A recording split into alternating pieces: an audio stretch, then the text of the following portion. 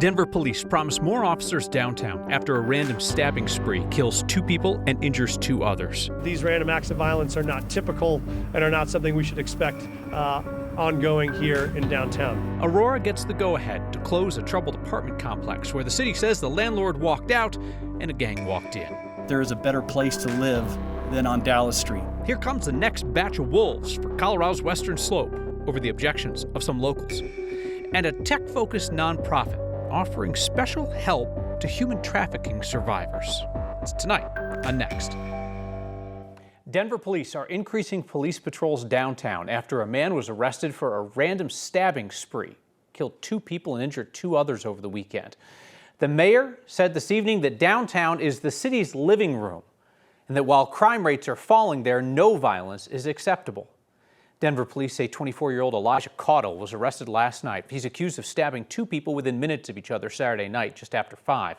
One of those victims, flight attendant named Celinda Levno, was killed, according to her flight attendants union. Caudle's also accused of stabbing a 3rd person 5 blocks away a half an hour later, before allegedly returning the next night, where he stabbed another person to death in that same area of downtown. Police say all 4 attacks appear to be random and unprovoked. Caudle has a long arrest history, including at least 4 arrests in 2024 for groping a woman at a detox center, then for assaulting inmates and damaging property while he was in jail. Those cases were still pending when he was released from jail to a mental health program called Bridges. Within the hour, the mayor and the police chief spoke about how the city handled the attacks and what they'll do going forward.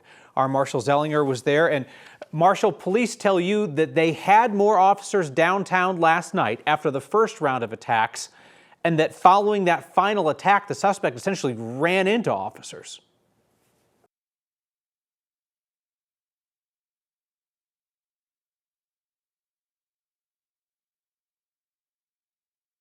Stabbings, and Denver police say that they caught the person they think is responsible. It was because they saw someone running with a knife. Denver Police Chief Ron Thomas talked about how cameras downtown did capture some video of the suspect that they were looking for, but he was caught when officers who were patrolling 16th Street saw a man running with a knife. They arrested him at 16th and Winecoop, but did not know he had just stabbed someone who would become the 2nd fatal stabbing victim this weekend.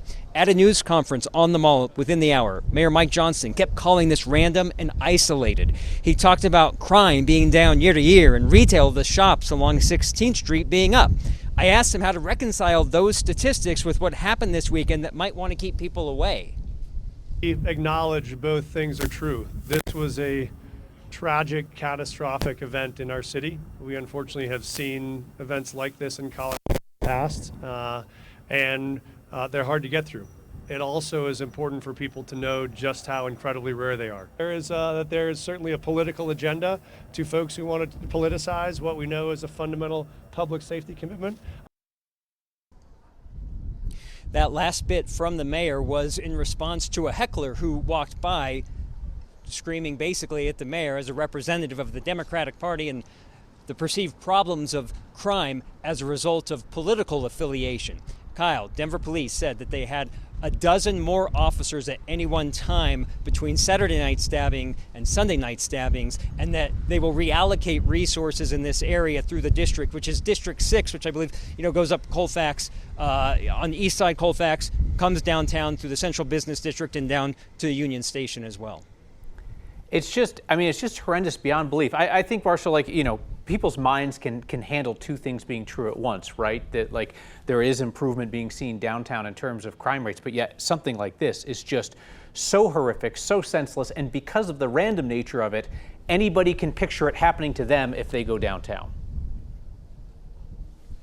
And the fact that police had extra response down here and that they were in place to arrest somebody, not knowing another crime had just taken place, it is kind of amazing to know that you have the people that you think are enough to patrol the area and still something like that can happen. But not that nothing took place over the weekend, that they didn't increase patrols. They did. Denver police and the mayor believe they did enough to try to protect the community. It just so happened that when you have someone who's just random, you don't know where to look at any one time and make sure that every corner is looked at. Yeah, and we're just beginning to find out a bit about this suspect's history, which appears to be really troubled for quite some time, and we'll keep pulling at those threads. Marshall Zellinger, thank you for that. The city of Aurora now has a judge's approval to shut down a troubled apartment complex that the city says has been abandoned by its owners and infiltrated by a Venezuelan gang. The judge agreed today that the Edge at Lowry Apartments at Dallas Street and East 12th are unsafe and should be closed down. City says they'll go through and figure out which tenants there have a lease, which tenants have just been squatting in open apartments. The city's goal is to get everyone out and close the place by the middle of February. Today, Police Chief Todd Chamberlain said he did not believe that the gang Tren de Aragua has taken over the property, but he says that they were there harassing residents and committing crimes after what the city described as abandonment of the property by the landlord, CBZ Management. To those people that are in that apartment complex, this might be a hard pill to swallow. You might think this is the only home I've known since I've come to the United States, but I want them to know that there is a better place to live than on Dallas Street. It's going to be hard. It's going to be complex for them, but they're not doing it alone. They are doing it with the support of the entire city of Aurora. Earlier this month, 9 people were charged in connection with a kidnapping and assault at that property, an incident the police have linked to the gang TDA. That gang's presence in Aurora was first acknowledged by police early last August. Right now, Denver City Council is still discussing whether to increase access for needle exchange programs in the city. City Council is considering lifting the limit on how many providers can operate and getting rid of a ban on needle exchanges less than 1,000 feet from a school or daycare. Our Angeline McCall's been listening in on this debate, which continues. Angeline? Yeah. Kyle, this has been a topic that's divided council and one the mayor has expressed his own hesitancy about. Right now, Denver has 3 needle exchange programs. One of them is mobile, 2 fixed locations where people can swap out dirty syringes for clean ones. One of those service providers needs to move, and they say they can't find a new location due to the restrictions that have been in place, in large part due to that 1,000-foot requirement from being from a school or daycare. The sponsors of the bill say overdose deaths have doubled since the pandemic when they were already high. They have data that suggests 7,000 people each month use these needle exchange sites, saying these numbers really show a need here in Denver. They also said that other cities don't have a cap on the number of services. Right now it's capped at 3, and that currently, Denver does not stand where other national cities do. Look at this as another road to recovery. This is a way that people can access the services that they need, them, when they are ready. But it is also life-saving. This is life-saving. Earlier this month, 4 council members voted against moving this ordinance forward. One of those voices of opposition, Councilmember Kevin Flynn, said he is in favor of keeping needle exchange services at a distance from schools and daycare, right now being that 1,000 feet. He also said that he would worry about the potential for those sites to become safe injection sites. Want to reiterate that this is where people are under the supervision of medical professionals. Right now, that is not something currently allowed. It is prohibited under Colorado law, but he said it's the possibility of the future that worries him. I'm not interested in stigmatizing people who use drugs because it's an addiction, it's a disease. I'm not interested in stigmatizing them any more than they might already feel, but I'm also not interested in showcasing it. And I think when parents drop their kids off at a daycare, it would just be nice if it's 2 blocks away. 1,000 feet is basically 2 blocks. We asked Mayor Johnson today his thoughts. He said in a statement through his spokesperson that we believe that there is an adequate supply of needle exchange programs to meet the current demands, adding that he will review the bill. No indication if that means he could potentially veto. Kyle. And when we talk about those needle exchange programs, maybe someday being converted into what are known as supervised injection sites, some people call them safe injection sites, that would require legislative approval at the state level, for which there has not been the votes in recent years, and then a recommitment from City Council that they want to do it, and the mayor would have input there, and Mayor Johnson was very clear in the campaign, he's not interested. Yeah, something that the sponsors of this ordinance change really talked about with me was that they would have to revisit this ordinance once again in the event that safe injection sites were ever allowed under Colorado law. All right, and while we were talking, Angeline, it just passed 8 yeses, 5 noes, relatively narrow margin on council, so now it becomes a question for the mayor. Angeline McCall, thank you. Aurora City Council is looking to restrict public comment at its meetings after months of protests over the police shooting of an unarmed black man. Protesters have regularly taken over public comment in Aurora since last year, calling attention to the death of Kylan Lewis. In September, Aurora discontinued virtual public comment after an anonymous caller went on a racist rant. The proposed changes would give priority in public comment to people who can prove that they're actually from Aurora. People who show up in the building with a valid ID or utility bill or lease would get moved up in the public comment queue. Another proposed change: if public comment were to get disruptive and City Council were to go to a virtual meeting, as they have sometimes, then under this new proposal, the entire municipal center would be closed to the public. Anybody at that point who refuses to leave would be arrested and charged with trespassing. I have to thank you for your generous support of the Second Chance Center, as that nonprofit helps Coloradans rebuild their lives after incarceration. Your latest Word of Thanks microgiving campaign, between last week's donations and those of you who give monthly through the Word of Thanks Fund to everybody we support, you raised about $25,000 to expand the work of the Second Chance Center. You're coming up on a total of $14 million worth of microgiving week after week. You've benefited nonprofits in every corner of Colorado. If you know of a great organization in your community, big or small, that could use a boost, email me, next@9news.com, or you can text NEXT at 303-871-1491. Canada is about to offload its most controversial export since Justin Bieber. More wolves are on the way.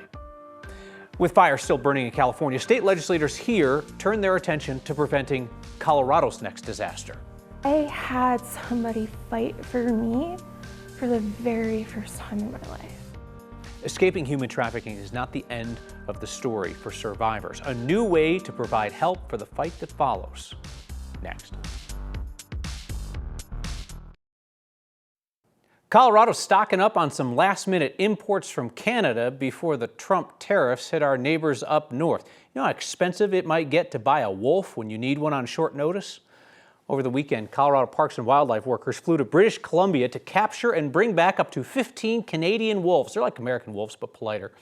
Last week, CPW blocked a petition from ranchers who wanted to stop new releases. CPW insists that it's working out the kinks of this year-old program. They just set up a range rider program to protect herds, and they're trying to connect ranchers with more non-lethal wolf management options. Over the next 2 weeks, wildlife workers will try to capture these Canadian wolves. They'll give them a medical evaluation, then fly the selections back to the U.S., where they'll be dropped in Colorado with a GPS collar upon their release. CPW says the wolves are being released on the western slope, Eagle, Garfield, Pitkin counties. Specifics about the wolves, where exactly they're being released, isn't going to get put out until that operation is over. So wildfires are always top of mind for Coloradans, even more so in the midst of the wildfires in California, which have burned thousands of homes and killed at least 24 people. We're just in the first week of the legislative session, and Colorado's lawmakers have already introduced a couple of bills aimed at preventing more disasters here. One bipartisan proposal would encourage more prescribed burns by adding liability protections for the people who do them and allowing folks with certain out-of-state certifications to do prescribed burns in Colorado. Legislators will also consider more funding to study how AI can be used to detect and mitigate wildfires, including tools like AI-assisted wildfire cameras that can detect smoke and quickly alert firefighters. One option that's not been popular in the past: legislators have stopped short of fining Coloradans who don't do enough to protect their homes against wildfires through mitigation. Under a bill introduced this year, local fire districts would have the option of fines up to $300 if people don't mitigate dry brush around their properties. Let's bring in meteorologist Corey Reppenhagen. I like this AI fighting wildfires thing. Put AI to use doing something other than stealing all of our jobs.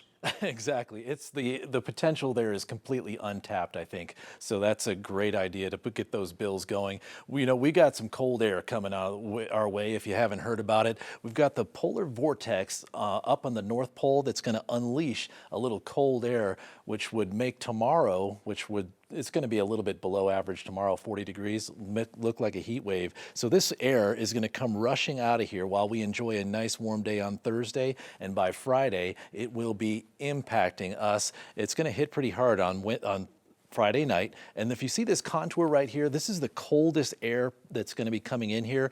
And you can see how close it is to Denver here. So this is where this goes is going to be the difference between -10 and -20. So very cold air and some snow going to be involved with this. The forecast models have been pretty consistent here, 2 to 6 inches of snow here on Friday night into Saturday along the Front Range, and 4 to 8 inches in the foothills. And as you look on the 7-day forecast here, we've got those potential weather days for extreme cold and a little snow. know. Kyle? An army of attorneys could come together to help survivors break out of that cycle of exploitation once and for all. Human trafficking survivors face a challenging future, an effort to make sure they don't have to go it alone. Next.